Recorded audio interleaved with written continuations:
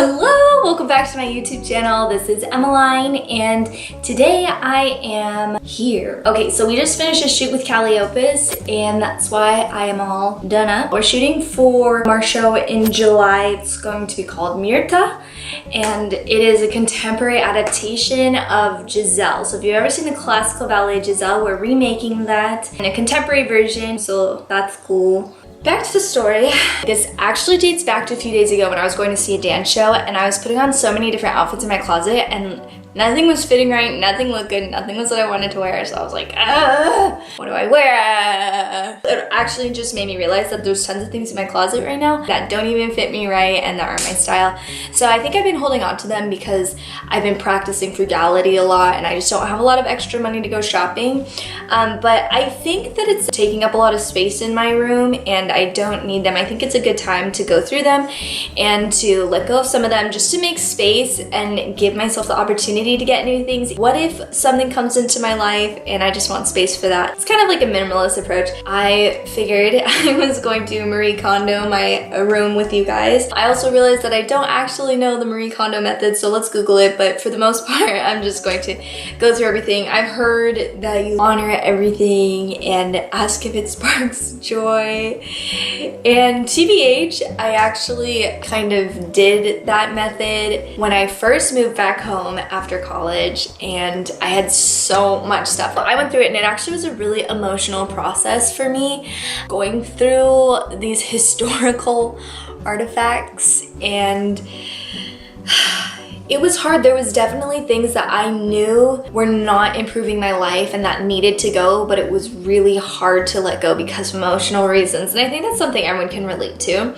And so I kind of developed this method while going through my room at the time that I would have a ceremony or like a ritual every time I had to let something go that I wasn't ready for. And that really helped me come to terms with letting things go physically. I think a big part of it was just sitting there with my eyes closed and contemplating it and being with it and just thanking it for what it was in my life and knowing that my memories of it can persist forever and that's always going to be a part of me and I don't need to keep the physical thing to continue feeling attached to it or to remember it.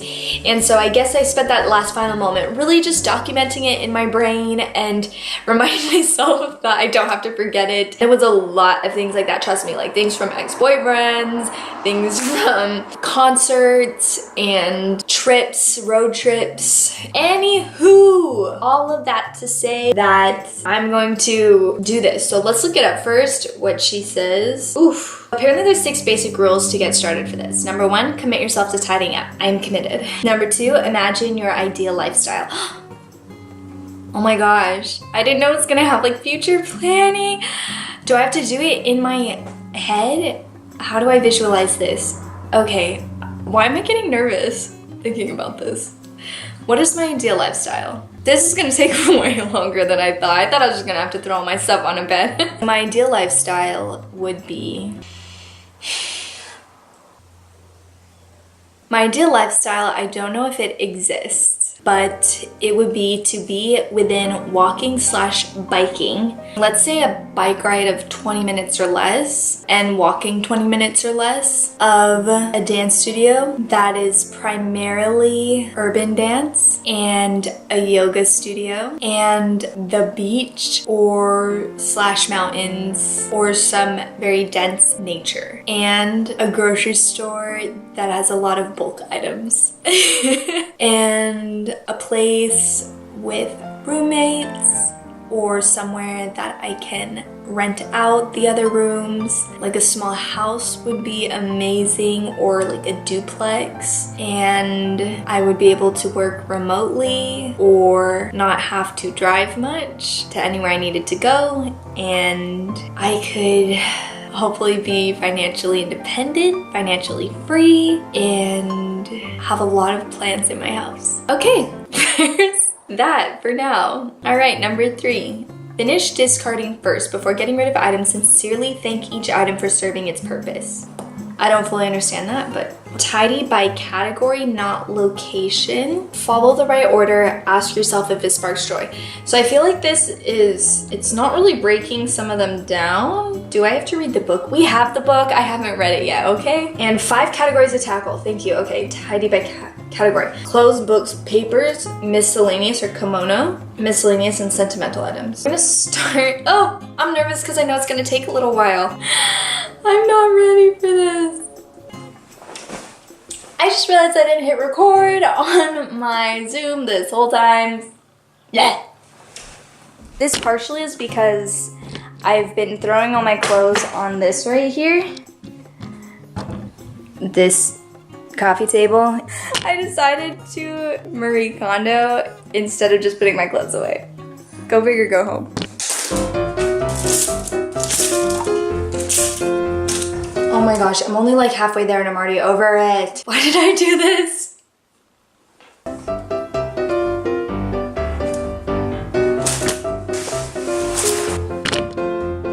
Okay, this is pretty much everything in my closet. I think I'm gonna keep about 80%. The yeses I'll throw. We'll figure this out as we go. I have a personal pondering because I like this mini fanny pack and I think I would like it. I don't like the pink. I like this size, and I think I would like it if I maybe tie-dyed it, but I feel like I shouldn't be holding on to stuff that I want to change. Just let it go, and maybe another fanny pack will come into my life that I actually like. I'm gonna keep that. Okay, this is from a dance piece. I made it. Honestly, it does not spark joy. At least it doesn't smell like Sharpie anymore. I don't think I'm ever redoing that piece. I'm putting that in the maybe pile. My little brother made, keeping it. This I got from UCI. It makes me happy, but I literally never wear it. It's time to go. This tie-dye shirt, it's almost threadbare, but I got it as a tip once when I was working at a delivery place. The person had made it themselves, and I thought that was so cool, and I just love it. I love tie-dye, so I'm keeping this. Yeah, sure. Sure. Yeah, okay, keeping these. Definitely keeping. Definitely keeping.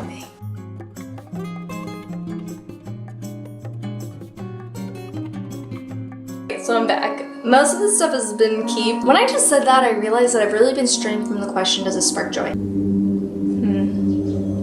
Anyways, I did want to come back to this piece that I found in a giveaway bag in an apartment complex that I was at last apartment I lived in. And it was for free, and it's like a traditional Indian men's t-shirt. I loved the color. I never wear it, even though I do like it. Might as well wear it right now.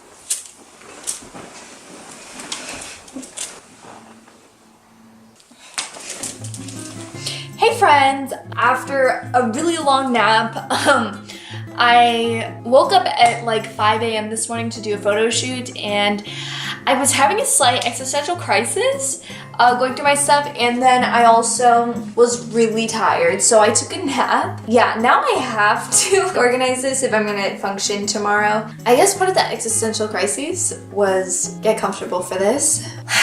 I started getting in this mode of just throwing things over in the pile of keep because I was like, oh, I'll probably wear it again. Some reasonings like that. And then I realized that I totally forgot to ask if things bring me joy in my life. When I asked that and I looked at every single item and said, does this bring me joy? And then I say to keep it, I started getting filled with this feeling of overwhelming joy and gratitude and awe and wonder that I have so many things in my life that bring me joy, that I am joyous about. And that actually got a little overwhelming for me. I switched out real quick into autopilot and was like, okay, keep, no, keep. And that's when I caught myself and was like, oh, I'm supposed to be asking about every item.